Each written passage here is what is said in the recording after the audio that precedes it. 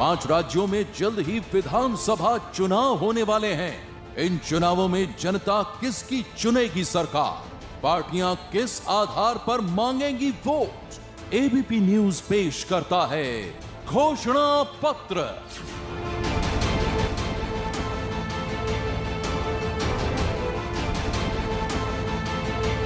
नमस्कार, आप देख रहे हैं एबीपी न्यूज। मैं आपके साथ शोभना यादव।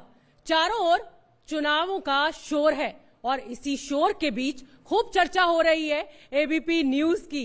जी हां, आप जानते ही हैं, चुनाव मतलब एबीपी न्यूज। और इसी चुनावी बेला में एक खास कार्यक्रम घोषणा पत्र हम आपके लिए लेकर आए हैं। घोषणा पत्र के इस मंच पर एक बहुत ही खास मेहमान को हम आमंत्रित करते हैं। वो खास मेहमान जिससे सिर्फ उसकी पार्टी को ही नहीं बल्कि जनता को भी बड़ी उम्मीदें होती हैं। तो इसी कड़ी को आगे बढ़ाते हुए आज इस मंच पर जिस शख्सियत को मैं बुलाने जा रही हूं वो किसी परिचय के मोहताज नहीं है। ये वो चेहरा है उत्तराखंड की सियासत का जिसके इर्द गिर्द सभी राजनीतिक दलों की राजनीति घूमती है। लोकसभा में 4 बार सांसद चुने गए, 1 बार राज्यसभा के सांसद रहे, केंद्र में 5 साल तक मंत्री रहे और उत्तराखंड के मुख्यमंत्री के रूप में 3 सालों तक इन्होंने काम किया। आप समझ ही गए होंगे मैं किसकी बात कर रही हूं। गुस्सा ऐसा कि जब गुस्सा आता है तो पार्टी के आला कमान को मनाना पड़ता है। पंजाब में झगड़ा होता है तो पार्टी को सिर्फ यही चेहरा याद आता है। इनको प्यार से उत्तराखंड के लोग हरदा कहते हैं। तो जी हां, मैं आज यहां पर इस मंच पर बुलाऊंगी उत्तराखंड की सियासत के एक बड़े चेहरे हरीश रावत को। तो हरीश रावत जी को हम इस मंच पर बुलाएं, उससे पहले नजर डालते हैं उनके सियासी सफर पर। उत्तराखंड वासी बदलाव का मूड बना चुके हैं।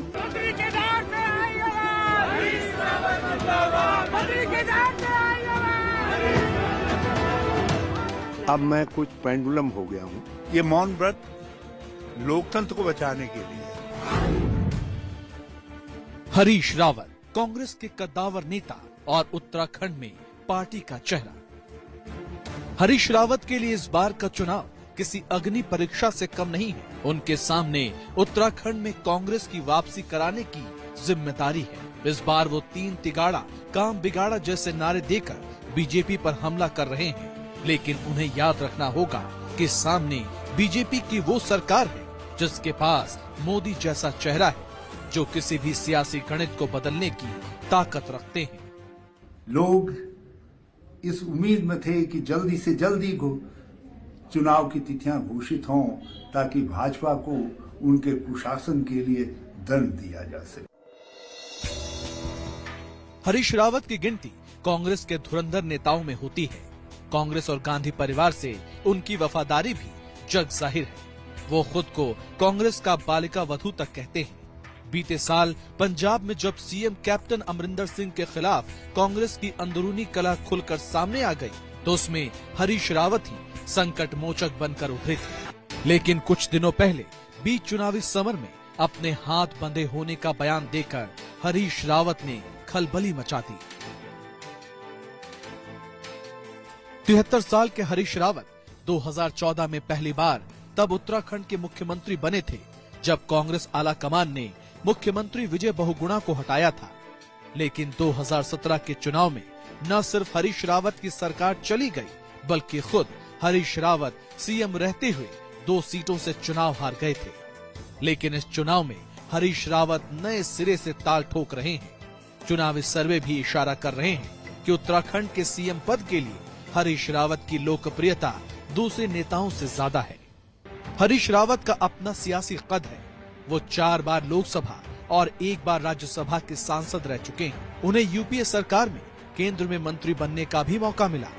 वो उत्तराखंड प्रदेश कांग्रेस कमेटी के अध्यक्ष भी रह चुके हैं। इस बार हरीश रावत ड्राइविंग सीट पर दिख रहे हैं, लेकिन इसके बावजूद रावत के लिए चुनौतियां कम नहीं है, क्योंकि ये चुनाव उन्हें अपने कंधों पर अकेले ढोना है। तो क्या हरीश रावत बीजेपी की चुनौती से पार पाने का दमखम दिखा पाएंगे? तो देखा आपने हरीश रावत का सियासी सफर। इस सफर को हम आगे बढ़ाएं, मंच पर सवाल जवाब का सिलसिला शुरू करें उससे पहले मैं आपको बताना चाहती हूं कि एबीपी न्यूज एक जिम्मेदार चैनल है।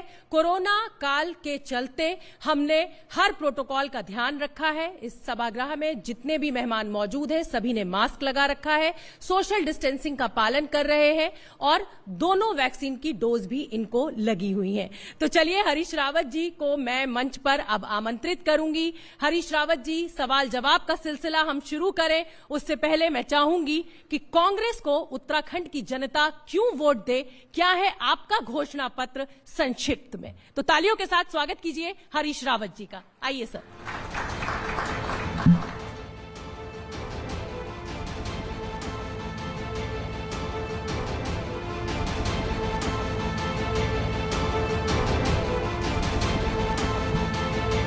मैं आप सबको प्रणाम करता हूं और ये घोषणा पत्र श्रृंखला अपने आप में बहुत रोचक है और चुनाव के दौरान इससे मतदाताओं तक अपनी और अपनी पार्टी की बात पहुंचाने में सभी राजनीतिक दलों को मदद मिलेगी। इसके लिए मैं एबीपी को बहुत बहुत साधुवाद भी देता हूं। हमें क्यों चुने, कांग्रेस को जनता क्यों चुने? उत्तराखंड में इसके दो स्पष्ट आयाम हैं। एक आयाम सत्तारूढ़ दल और 5 साल उसकी ज्वलंत विफलताएं हैं। 5 साल में अच्छी गवर्नमेंट देने के बजाय 3 मुख्यमंत्री दिए। एक मुख्यमंत्री जिसने 4 साल के करीब राज्य का नेतृत्व किया, उसको बजट सत्र के दौरान जब वो बजट वित्त मंत्री के रूप में विधानसभा में अपने बजट को पायलट कर रहे थे, भाजपा का नेतृत्व सर्वे के आंकड़ों से या आंतरिक सर्वेक्षण के आंकड़ों से इतना हकलान हो गया कि उनको बजट सत्र के दौरान ही बजट पारण से पहले बुला करके उनसे इस्तीफा लिखवा दिया गया। दूसरा व्यक्ति जिनको बहुत फैनफेयर के साथ, बड़े गाजे बाजे के साथ चयनित किया, क्योंकि वो पार्टी के प्रदेश अध्यक्ष रह चुके थे, सांसद थे, मगर उनको ये समझ ही में नहीं आया कि कब मैं मुख्यमंत्री बना और कब मुझको मुख्यमंत्री पद से हटा दिया गया। मतलब कब सधवा हुआ कब विधवा हुआ ये वो समझ ही नहीं पाए, आकलन नहीं। तीसरे व्यक्ति को हावड़ तोवड़ में एक नारा बनाने के लिए कि युवा चेहरा लाए ताकि एंटी इनकम्बेंसी छुप सके। आए बाद में लोगों ने खनन प्रिय मुख्यमंत्री का तगमा उनके कोट पर पहले ही टांग दिया। एक तरफ चुनाव आयोग ने चुनाव की घंटी बजा दी, आचार संहिता लागू हो गई और मुख्यमंत्री महोदय ने कुछ अधिकारियों को, चहेते अधिकारियों को बिठा करके इतवार के दिन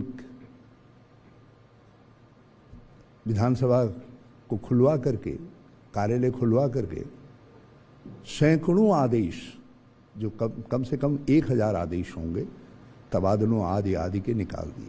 आज स्थिति यह है कि सचिवालय के चारों तरफ भ्रष्टाचार की सड़ांध आने लग गई। अब मैं आपसे कहना चाहता हूं, हमको क्यों चुने? क्योंकि कांग्रेस का पास रिकॉर्ड विकास का है। कांग्रेस के पास एक स्पष्ट रोड मैप है उत्तराखंड के विकास का।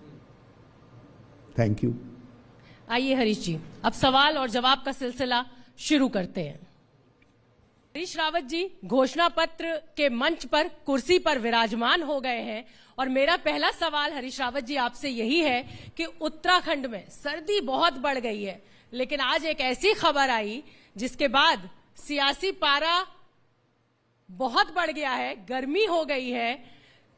जिस साथी को बाहर का रास्ता जिसने कांग्रेस से पकड़ा था, अब उसको आज बीजेपी ने बाहर का रास्ता दिखा दिया है। क्या निमंत्रण पत्र तैयार है हरीश रावत का? क्या रेड कारपेट बिछा दिया है हरक सिंह रावत के लिए? देखिए, ये मेरी जिम्मेदारी का भाग नहीं है और जो लोग इस तरीके का निर्णय लेने के लिए अधिकृत हैं उन्होंने अभी कोई निर्णय लिया नहीं है, मुझे कोई सूचना नहीं है, इसलिए इस विषय में मैं ज़्यादा कह नहीं पाऊंगा। लेकिन एक बात जो मैंने सार्वजनिक रूप से पहले भी कही है कि जिन लोगों ने विधानसभा सत्र के दौरान अचानक भाजपा के पाले में जाकर के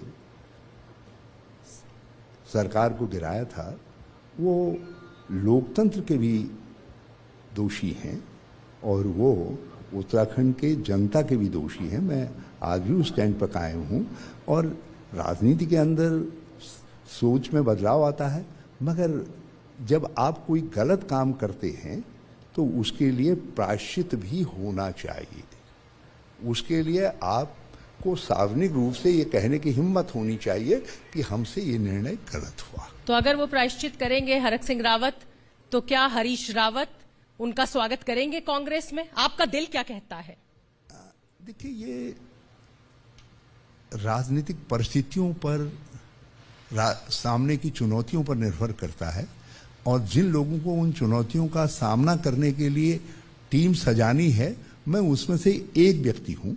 जो भी निर्णय होगा वो कलेक्टिव होगा, सामूहिक होना चाहिए और अभी उस निर्णय में मुझे भागीदार नहीं बनाया गया। ठीक है, तो मैं अब मेरी वरिष्ठ सहयोगी संगीता तिवारी हमारे साथ मौजूद है, वो आपसे सवाल लेना चाहती हैं, उनका मैं रुख करूंगी। हरीश रावत जी, आपने कहा कि पार्टी नेतृत्व फैसला करेगा, पार्टी फैसला करेगी, आप भी एक उनमें से होंगे जो कि सजाएंगे जब अगर आने की बात होगी। तो मेरा सवाल बड़ा सीधा सा है, इसका मतलब क्या ये निकाला जाए कि हरक सिंह रावत कांग्रेस में आते हैं तो हरीश रावत को कोई आपत्ति नहीं है? देखिए, आपको कभी कभी स्थितियों में आए हुए बदलाव को एक्नॉलेज करना पड़ता है। आप जब राजनीति और सामाजिक क्षेत्र में होते हैं, इवन अपने व्यक्तिगत जीवन के क्षेत्र में भी कभी कभी आपको अपने मानस को ठीक तरीके से एडजस्ट करना पड़ता है, अपनी भावना को ठीक तरीके से एडजस्ट करना पड़ता है ताकि एक उस काल परिस्थिति के अनुरूप जो है एक ठीक निर्णय लिया जा सके। और मैं, यदि सब लोग सहमत होंगे तो मैं भी जो है उस निर्णय के साथ खड़ा रहूंगा। तो बड़ी बात हरीश रावत जी ये कह रहे हैं कि अगर पार्टी साथ देगी, सभी साथ होंगे, तो वो तैयार है कि हरक सिंह रावत को कांग्रेस में शामिल कर लिया जाए। रुक करूंगी आशीष का, उनका भी सवाल तैयार है। बिल्कुल हरीश रावत साहब, मैं बड़ा दिलचस्प आपने कहा ना कि लोकतंत्र के दोषी होते हैं ऐसे लोग, तो आपने तो कह ही दिया जहां तक मैं समझ पा रहा हूं कि Harish Rawat is not the votary कि हरक सिंह रावत पार्टी में आए। मेरा सवाल ये है सर कि पंजाब हो चाहे उत्तराखंड हो, मुझे पता है कि उत्तराखंड में और भी पार्टी के लीडर्स हैं जो चाहते हैं कि हरक सिंह रावत को पार्टी में ले आए, तो मतलब हर स्टेट में राइवल्स खड़ा करने की जरूरत क्या है? आप लोग एक्सीडेंट प्रोन नहीं हो गए हैं बहुत ज्यादा कि हर जगह ऐसे लोगों को ले आते हैं जिनको पार्टी के आप जैसे वरिष्ठ नेता नहीं चाहते? देखिए, मैं बहुत स्पष्ट मत का हूं और मैं पार्टी के सम्मुख भी और देश के सम्मुख भी इस बात को रख चुका हूं कि आखिर जो आज एक परिवर्तित मूड दिखाई दे रहा है कि भाजपा से लोग कांग्रेस में आना चाहते हैं अपनी राजनीति को बचाने के लिए या चुनावी जीत के लिए, ये कार्यकर्ताओं की लगातार मेहनत का फल है।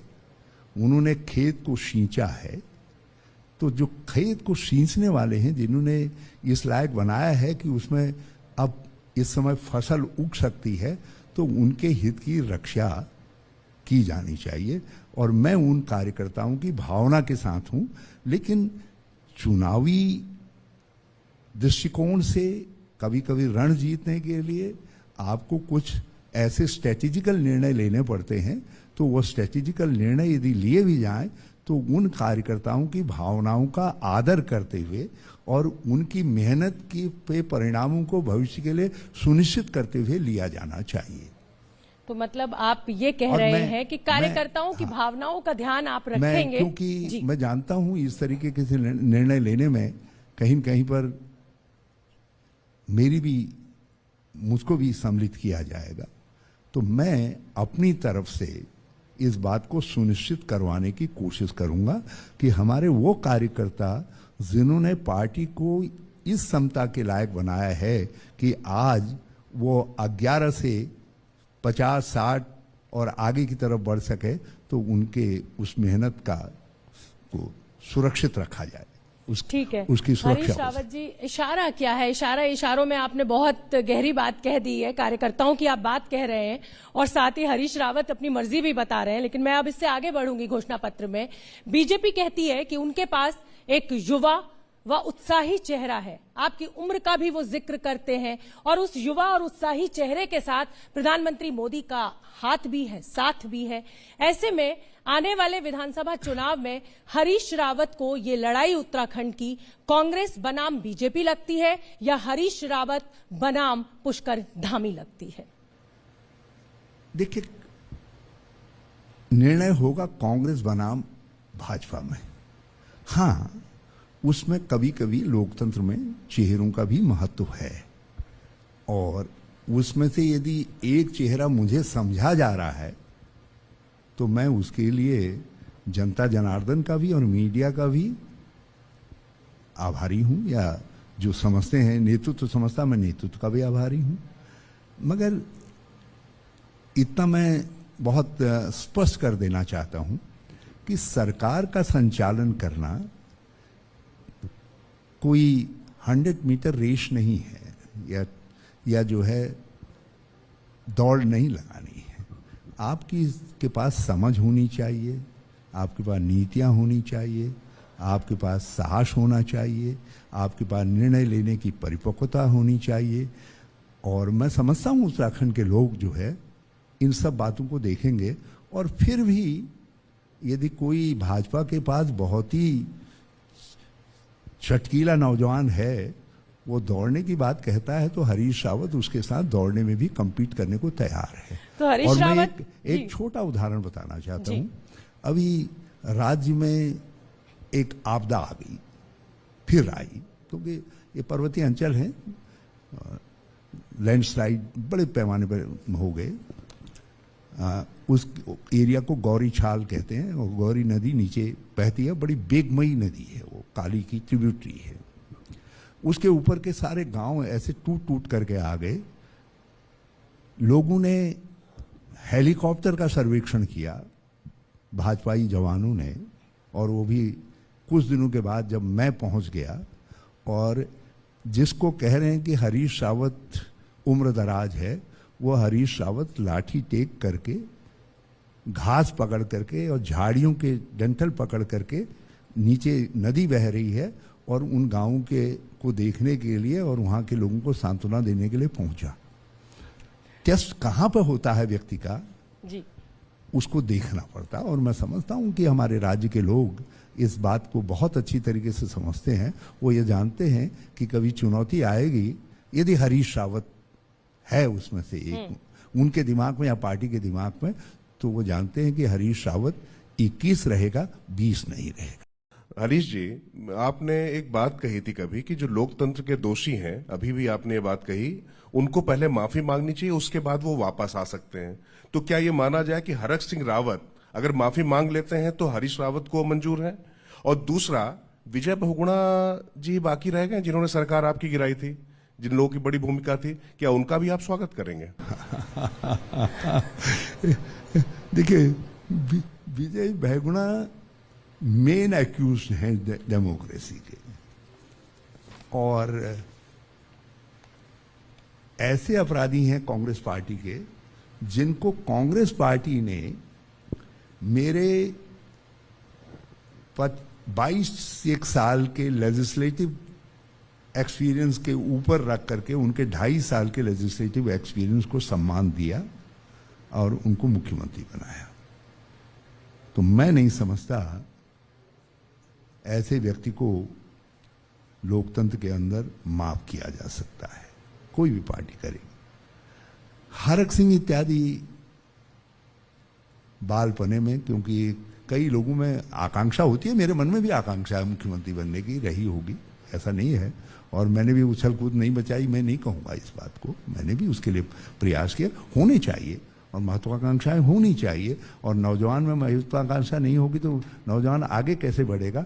लेकिन महत्वाकांक्षा को पूरा करने के लिए एक लक्ष्मण रेखा होती है, जब आप उस लक्ष्मण रेखा को लांघते हैं तो कम से कम उस लांघने के लिए आपको सार्वजनिक रूप से कहने का साहस होना चाहिए कि वो गलत हो गया। तो मैं अपेक्षा करता हूं कि जो कांग्रेस में आना चाहते हैं कम से कम इस शिष्टाचार को निभाएं, और ये आवश्यक है पार्टी के सम्मान के लिए भी, लोकतंत्र के प्रति सम्मान जताने के लिए भी, और मेरा फर्ज है एक चौकीदार के तौर पर कि मैं सावधान रहो कहता रहूं। प्रवचन जैसी लग रही हैं। मैं आपसे बिल्कुल सीधा पूछ रहा हूं, जो मुझे समझ में आया मुझे बताइए, क्या मैं गलत हूं? अगर हरक सिंह रावत माफी मांगे आ सकते हैं, साथ ही हरीश रावत को ही मुख्यमंत्री प्रोजेक्ट करना होगा, हरक सिंह किसी हालत में मुख्यमंत्री नहीं होते। आप ये एक तरीके से कहना चाह रहे हो जो मुझे मोटा मोटा समझ में आ रहा है। देखिए, इस समय हमारे सामने मुख्यमंत्री का लक्ष्य नहीं है, और मैंने अपनी उस आकांक्षा को पार्टी की आज की आवश्यकता को देखते हुए अलग रख दिया है।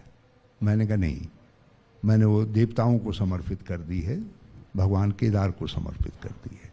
हमारी इस समय की आवश्यकता है कि हम चुनाव जीतें, ताकि हिंदुस्तान में जो प्रतिपक्ष निरंतर कमजोर होता जा रहा है, लोकतांत्रिक संस्थाएं कमजोर होती जा रही हैं, और हमारा संवैधानिक मान्यताएं कमजोर होती जा रही हैं, एक सहिष्णु देश असहिष्णु देश में परिवर्तित होता जा रहा है। ऐसा करने वाले लोगों के सामने एक चेक पॉइंट के तौर पर उत्तराखंड का निर्णय उनको अपनी सोच और अपने कार्यक्रम को बदलने के लिए मजबूर करे। एक बड़ा लक्ष्य है लोकतंत्र की, देश के अंदर लोकतंत्र की रक्षा करने का, और सौभाग्य से एक छोटे से राज्य को, और जहां हमारे सौभाग्य से बद्रीनाथ, केदारनाथ, गंगोत्री, यमुनोत्री सारी धाराएं हैं, संस्कृति की परंपराएं हैं, उस राज्य को ये अवसर मिला है कि वो अपने निर्णय के जरिए भारतीय लोकतंत्र की गंगा को सतित सलवार रहने दे। इसलिए कांग्रेस का जीतना उत्तराखंड के अंदर आवश्यक है, और उस जीत के लिए हरीश रावत अपनी हर तरीके की आकांक्षा, महत्वाकांक्षा को गौण समझता है, और ये काम केवल कांग्रेस कर सकती है। हरीश जी, मुझे फिर आपकी बात उतनी समझ में नहीं आई। क्या हरीश रावत घोषणा पत्र पर यह कह रहे हैं कि वो उत्तराखंड के मुख्यमंत्री पद के उम्मीदवार नहीं होना चाहते, नहीं हैं? मैं दावेदार नहीं हूं। यदि पार्टी निर्णय करती है तो सहर्ष, और पार्टी कल भी यदि निर्णय कुछ अन्यथा करती है, हरीश रावत उसको भी सहर्ष स्वीकार करेगा। मेरे लिए सबसे बड़ा कंसोलेशन इस बात का है, सबसे बड़ी सांत्वना इस बात की है कि हम जैसे लोग जिन्होंने लोकतांत्रिक परंपराओं के बीच में आंखें खोली हैं, उनके सामने जो है उत्तराखंड जैसे राज्य ने उनके प्रयासों, क्योंकि मेरा प्रयास भी आखिर इस सब में सम्मिलित है, तो उनके प्रयासों से उत्तराखंड के अंदर कांग्रेस जीती, और उसके साथ देश का लोकतंत्र जीता, और उसके साथ उत्तराखंड का विकास जीता। मेरे लिए ये पुरस्कार, दिवांग जी आप बहुत वरिष्ठ पत्रकार हैं, और इसलिए आपने मुझसे पूछ ही लिया, तो मैंने इस समय आपकी बात का सीधा उत्तर दिया है, और मैं समझता हूं मेरा उत्तर आपके दिल को कहीं न कहीं भा रहा होगा। मेरा सवाल आपसे यह है कि ऐसी आला कमान की या कांग्रेस की क्या मजबूरी है कि हरीश रावत के चेहरे पर मोहर नहीं लगा रही है, ये घोषणा नहीं कर रही है कि ये चुनाव उत्तराखंड में हरीश रावत की अध्यक्षता में लड़ा जाएगा। हरीश रावत जरूर फेसबुक पर अपना गुस्से का इजहार करते हैं, आला कमान उन्हें मना भी लेता है, तो क्या है ऐसी मजबूरी? मुख्यमंत्री चेहरे में आप सबसे लोकप्रिय चेहरा हैं, हमारा सर्वे भी ये कहता है। मिस यादव जो है, मैं गुस्सा नहीं होता हूं, और न मैंने गुस्से में ट्वीट किया, बल्कि मैंने बहुत तर्कपूर्ण तरीके से सारी परिस्थितियों में विचार करके किया और एक करेक्टिव स्टेप उठ जाए इसलिए किया। और वो मुझे मैं आभारी हूं वो स्टेप उठा। जो दूसरी बात आपने कही, मैं भी जब नहा धो करके जब तैयार होता हूं तो आईने में खड़े होकर के कहता हूं कि कहाँ क्या कमी रह गई मेरे प्रयासों में, मेरी कोशिशों में। बल्कि देवता के मंदिर में भी कहता हूं कि अभी मैं इतना विश्वास नहीं जता पाया। फिर मैं ये सोचता हूं कि इस समय की जो देश काल की परिस्थितियां हैं, उन परिस्थितियों को देखते हुए जो पार्टी का निर्णय है वो उचित ही है कि फेज के बजाय सब मिलजुल करके प्रयास करके कांग्रेस को सत्ता में लाएं। और इसलिए जब मुझसे लोगों ने पूछा, देखिए मैं सैद्धांतिक रूप से मैंने इस बात को as a Congress working committee के मेंबर के रूप में उठाया था और आज भी मैं उस पर कायम हूं कि राज्यों के चुनाव राज्यों के मुद्दों पर ही होने चाहिए और उसके लिए एक स्पष्ट नेतृत्व तो पहले से निर्धारित होना चाहिए। अन्यथा भाजपा को सारे चुनावों को, यहां तक कि म्युनिसिपल चुनाव को भी मोदी जी बनाम कांग्रेस बनाने में मदद मिल जा रही है। यदि स्थानीय चेहरा कांग्रेस घोषित करेगी तो भाजपा का भी जो स्थानीय चेहरा होगा उसके बीच में मुकाबला होगा, तो ये स्थिति कांग्रेस के लिए प्लस हो सकती है, कांग्रेस के लिए लाभदायी हो सकती है, क्योंकि कांग्रेस के बाद राज्यों में आज भी अनुभवी नेतृत्व है। तो इसलिए मेरा ये विचार था, क्योंकि अधिकांश जगह भाजपा सत्ता में है तो भाजपा की लोकल सरकारों की एंटी कम्बेंसी वर्सेस एस्पिरेंट कांग्रेस होगी।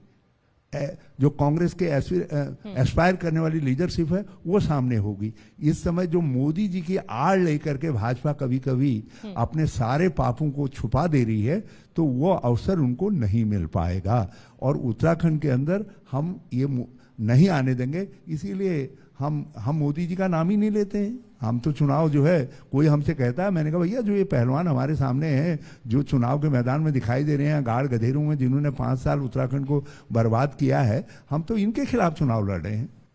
ठीक है, देश का इश्यू जब आएगा 2024 में देखेंगे। चलिए ठीक है, हमारे सहयोगी चैनल गंगा के एडिटर रोहित सावल हमारे साथ मौजूद है। अगला सवाल रोहित का। हरदा आपसे सवाल है। अभी हरक सिंह रावत के बारे में भी आपसे सवाल हुए तो आपने उन्हें दोषी कहा। इससे पहले आप ये भी कह चुके हैं कि जो उजाड़ू बैल हैं उनको आने नहीं दूंगा। आपने हमारे उत्तराखंड में बल्द कहते हैं, आपने बल्द शब्द का भी इस्तेमाल किया था बैल को। लेकिन मैं आपको बताऊं कि नेता प्रतिपक्ष पूर्व कांग्रेस प्रदेश अध्यक्ष प्रीतम सिंह का बयान आ चुका है। वो कह रहे हैं कि हरक सिंह रावत का कांग्रेस में स्वागत है और उनके टिकट 2 टिकट का फैसला सोनिया गांधी लेंगी। देखिए, हरीश रावत कह रहे हैं कि नहीं, अभी तो सोचेंगे, विचारेंगे, लोकतंत्र के दोषी हैं। तो कांग्रेस में जो आपस के बीच की जो स्थिति है ये कब ठीक होगी और इस बयान पर क्या कहेंगे आप प्रीतम सिंह के? उनका विचार है, जो मेरा विचार है वो है, उसके बाद जो निर्णय होगा वो कांग्रेस का विचार क्या है? तो कांग्रेस तो आपके और प्रीतम सिंह से मिलकर ही बनेगी। मैंने अपनी सोच समझ साफ तौर पर बता दी और जो फैसला होगा वो सामूहिक होगा, वो पार्टी लीडरशिप का होगा, उसको हरीश रावत भी मानेंगे। इवन वो निर्णय मेरे बाहर निकलते ही भी होता है तो भी मुझको मान्य होगा और फिर मैं भी उसी भाषा में बात करूंगा जिसमें पार्टी के प्रदेश अध्यक्ष या सीएलपी लीडर कर रहे हैं। हरीश रावत जी, आप कहते हैं 3 तिगाड़ा काम बिगाड़ा। ये जो 3 तिगाड़ा है, क्या ये जो बीजेपी ने 3 मुख्यमंत्री बदले हैं उस ओर आपका इशारा है, या कांग्रेस, बीजेपी और आम आदमी पार्टी, ये जो त्रिकोणीय मुकाबला खड़ा हो गया है उस आम आदमी पार्टी से जिससे सबसे ज्यादा खतरा हरीश रावत की कांग्रेस को दिखाई दे रहा है, क्योंकि वो भी सेकुलर पॉलिटिक्स करते हैं, वो भी प्रोग्रेसिव होने की बात करते हैं, इस ओर आपका इशारा था? 3 तिगाड़ा काम बिगाड़ा क्या है ये? देखिए, स्पष्ट तौर पर जो 3 तिगाड़ा काम बिगाड़ा भाजपा नहीं आएगी दोबारा। ये तो भाजपा को लेकर के है और जिस तरीके से मुख्यमंत्रियों को बदला गया और जिस प्रकार से 5 साल सरकार का संचालन किया गया, वो उत्तराखंड का अपमान है और उस अपमान का दंड देंगे लोग। जहां तक किसी और प्लेयर की आप बात कर रहे हैं तो लोग जानते हैं कि कौन वोट काटने के मात्र से आ रहा है। तो उत्तराखंड वोट काटने वालों को, वोट कटवा लोगों के साथ खड़ा नहीं होता है, उत्तराखंड बनाने वालों के साथ खड़ा होता है। ये काटने वालों के साथ क्यों खड़ा होगा? आपसे पूछना चाहता हूं कि क्या पार्टी में ही एक धड़ा है क्या? ऐसा लग रहा है जो आपकी जो कैंडिडेचर है मुख्यमंत्री को लेकर के उसके खिलाफ खड़ा है और आपके खिलाफ पार्टी में ही गुटबाजी चल रही है। मैं ये तो नहीं कहूंगा कि पार्टी में सब लोग मेरी बात से या उत्तराखंड में ही सब लोग सहमत हैं। अनंतो गत्वा जिस तरीके से मैं एक बात को मान रहा हूं और मैंने हृदय से स्वीकार किया है, मैं समझता हूं पार्टी का कोई अन्यथा निर्णय होगा तो उसको मेरे दूसरे साथी भी स्वीकार करेंगे। और हम में अप्रोच की भिन्नता हो सकती है। हम में कभी कभी एक सामयिक तौर पर ये भिन्नता हो सकती है कि कुछ लोग समझते हों कि नहीं, हरीश रावत से बेहतर कोई और व्यक्ति हो सकता है। मगर एक बात के लिए मैं अपनी प्रांतीय इकाई का बहुत आभारी हूं कि लोगों ने मेरे प्रति आदर भाव रखा है।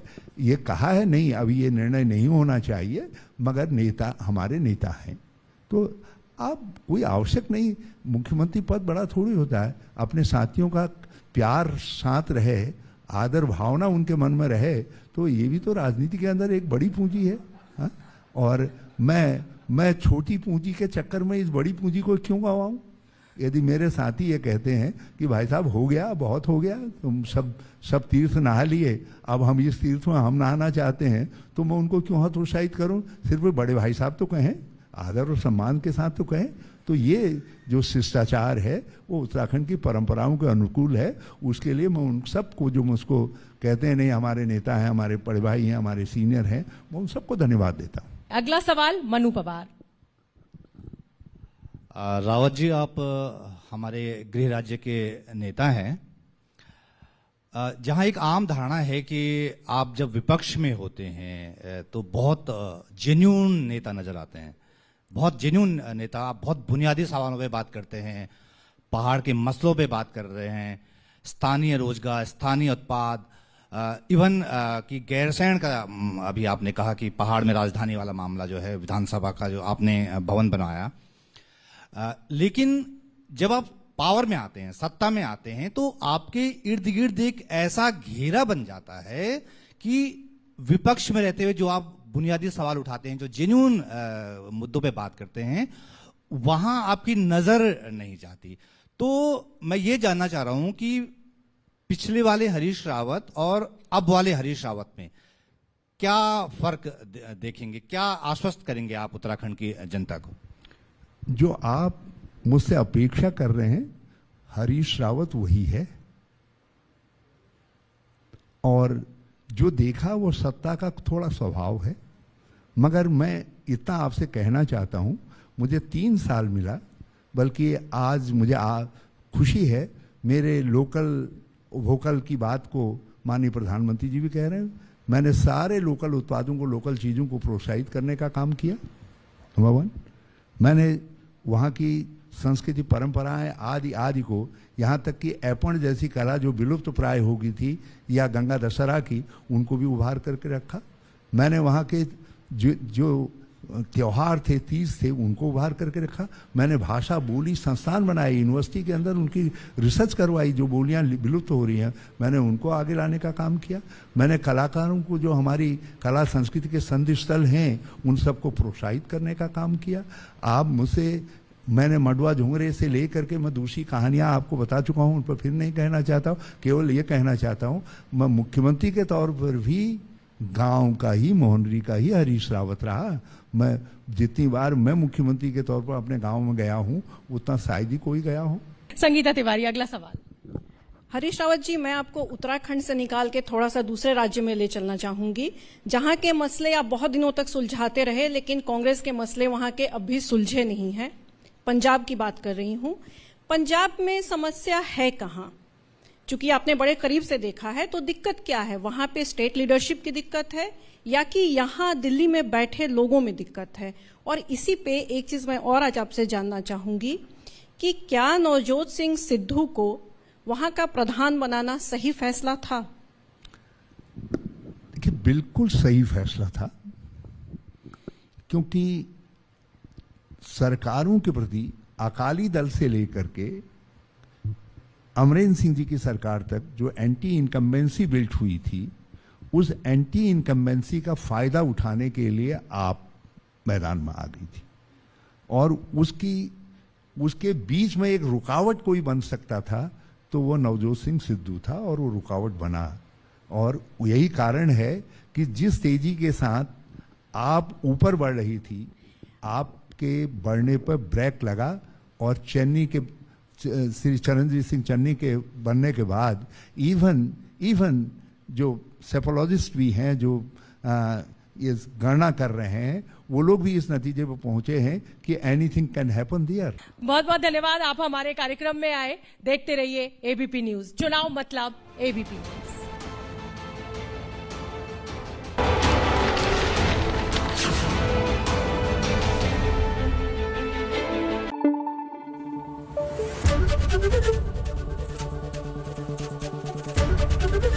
एबीपी न्यूज आपको रखे आगे।